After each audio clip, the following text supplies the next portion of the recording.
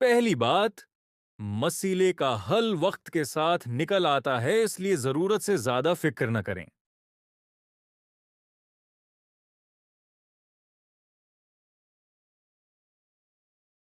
दूसरी बात, जो बात आपके अख्तियार में नहीं है, उस पर सोचते रहना जहनी सुकून छीन लेता है।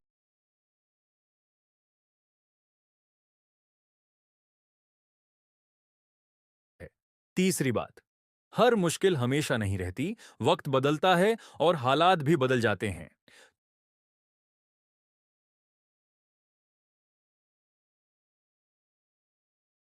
चौथी बात, अपनी सेहत और सुकून को किसी भी फिक्र से ज्यादा अहम समझें।